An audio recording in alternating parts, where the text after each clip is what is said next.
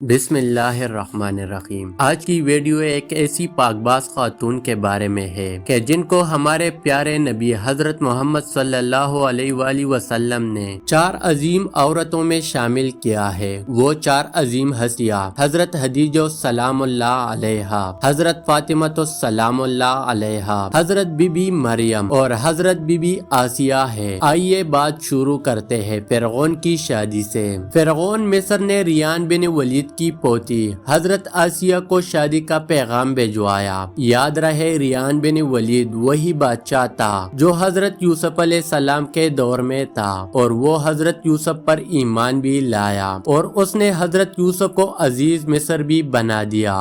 خیر، جب حضرت آسیہ کو فرعون نے شادی کا پیغام دیا تو یہ ان کی والد اور حضرت آسیہ کو بھی ناگوار گزرا، کیونکہ فرعون مصر پہلے دن سے ہی ظلم اور بربریت کے لیے مشہور تھا۔ لیکن فرعون نے اپنی بادشاہت کے زور پر جبراً حضرت آسیہ سے شادی کر لی اور دھمکی دی اگر یہ شادی نہیں کرے گی تو آپ کے والدین کو قتل کر دیا جائے گا۔ شادی ہونے کے بعد بھی اللہ پاک نے حضرت آسیہ کو فرعون سے محفوظ رکھا اور وہ آپ پر قادر نہ ہوا۔ اس بارے میں مفسرین لکھتے ہیں کہ شادی کی پہلے ہی رات جب فرعون حضرت آسیہ سے ہم بستری کے لیے کمرے میں گیا تو اللہ نے اس پر نیند کا ایسا غلبہ ڈالا کہ وہ ساری رات ہی سویا رہا۔ کچھ کتابوں میں لکھا ہے کہ اللہ نے فرعون کو نامرد کر دیا تھا، جس وجہ سے وہ حضرت آسیہ سے صحبت ہی نہ کر سکا، اور بعض نے لکھا ہے کہ فرعون کو ایک ایسی عجیب بیماری تھی کہ طبیبوں نے اس کی ساری عمر صحبت سے منع کر دیا۔ دیکھا جائے تو یہ بھی حضرت آسیہ کی ایک طرح سے کرامت بھی ہے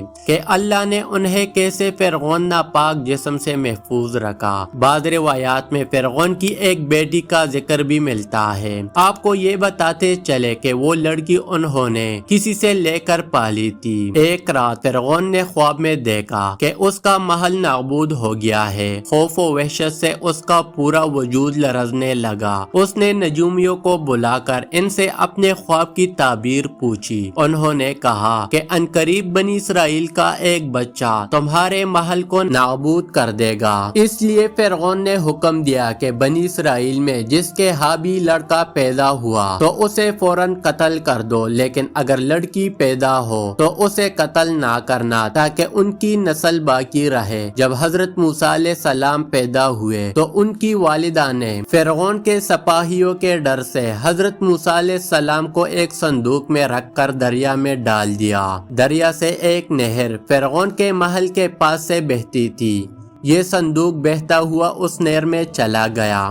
فرعون نے حکم دیا کہ اسے محل میں لا کر کھولا جائے۔ جب صندوق کھولا گیا تو اس سے ایک خوبصورت بچہ نکلا۔ قبطی زبان میں پانی کو مو اور درخت کو سا کہتے ہیں۔ یہ صندوق پانی اور درختوں کے درمیان پایا گیا تھا، اس وجہ سے حضرت بی بی آسیہ نے آپ کا نام موسیٰ رکھا۔ حضرت آسیہ نے جب حضرت موسیٰ کے چہرے پر نور دیکھا تو انہوں نے حضرت موسیٰ کو اپنا بیٹا بنا لیا اور فرعون سے کہنے لگے، یہ بچہ میری اور تیری آنکھوں کی ٹھنڈک ہے، اسے قتل نہ کرو۔ لیکن نامرد فرعون کہنے لگا، اسے تم رکھ لو، مجھے اس کی کوئی حاجت نہیں۔ حضرت محمد صلی اللہ علیہ وآلہ وسلم نے فرمایا کہ اگر آسیہ کی طرح فرعون بھی اس بات کا اقرار کرتا کہ یہ بچہ اس کی آنکھوں کی ٹھنڈک ہے تو ضرور اللہ پاک اسے ہدایت فرما دیتا جیسے آسیہ کو عطا فرمائی۔ حضرت آسیہ کو اللہ پاک نے قرآن میں عورتوں کے لیے نمونہ بھی قرار دیا ہے۔ حضرت آسیہ شادی کے پہلے دن سے ہی فرعون کے ظالمانہ اور کافرانہ اقدامات کے خلاف پہاڑ بن کر کڑی رہی۔ حضرت موسیٰ نے جب اعلان نبوت کیا اور جب محل میں جادوگروں سے مقابلہ کیا تو یہ دیکھ کر حضرت آسیہ حضرت موسیٰ پر ایمان لے آئی۔ ایمان لانے کے بعد کافی دنوں تک انہوں نے اس بات کو فرعون سے چھپائے رکھا، لیکن جب فرعون نے خدائی کا دعویٰ کیا اور لوگوں سے خود کو سجدہ کروانے لگا تو پھر حضرت آسیہ کھل کر میدان میں آ گئے اور فرعون کے اس عمل کی سخت مخالفت کی۔ جیسے ہی فرعون کو پتا چلا کہ میری بیوی بھی موسیٰ کے خدا پر ایمان لا چکی ہے تو اس نے حضرت آسیہ پر بھی ظلم ڈھانا شروع کر دیے۔ روز دن اور رات ان کو مختلف اذیتیں دینے لگا۔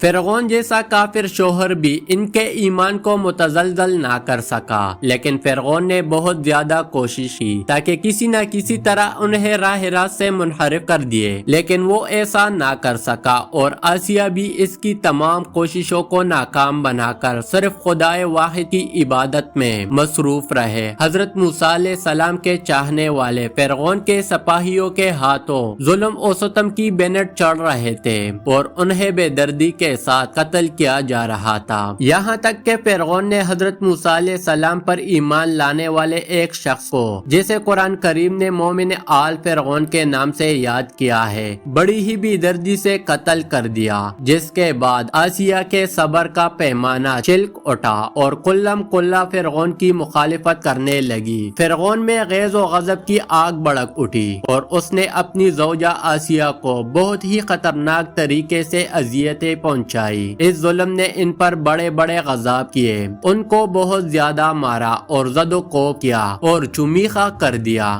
یعنی 4 کونٹیوں میں آپ کو گاڑ دیا۔ حضرت آسیہ رضی اللہ تعالی عنہا کے چاروں ہاتھوں پیروں میں کے ٹوک کر چاروں کونوں میں اس طرح جگڑ دیا کہ وہ ہل بھی نہیں سکتی تھی، اور باری پتھر آپ کے سینے پر رکھ کر ان کو ریت پر دھوپ میں لٹا دیا اور پانی بند کر دیا۔ اللہ اکبر! ایک دفعہ ذرا سوچے تو صحیح دوستوں کہ تن تنہا عورت اور ظالم و جابر شوہر کا محل ہاتھوں اور پیروں میں کیلے ٹوک دی گئی ہے، گرم ریت پر لٹایا ہوا ہے اور سینے پر ایک باری پتھر رکھ دیا گیا ہے، پھر بھی حضرت آسیہ ایمان پر عزم و استقلال کے ساتھ ان مصائب کے باوجود قائم و دائم رہے اور فرعون کے کفر سے خدا کی پناہ چاہی۔ ایک روایت تو یہ ہے کہ فرعون نے حضرت آسیہ کی کال اتروا دی اور پھر ان پر چٹان کو گرا دیا۔ اللہ اکبر! آپ کا مزار انوار مصر میں ہی واقع ہے۔ تاریخ انسانی میں حضرت آسیہ کا ایمان پر قائم رہنا، ان کا صبر اور عزم و استقلال ایک بہت بڑا درس ہے۔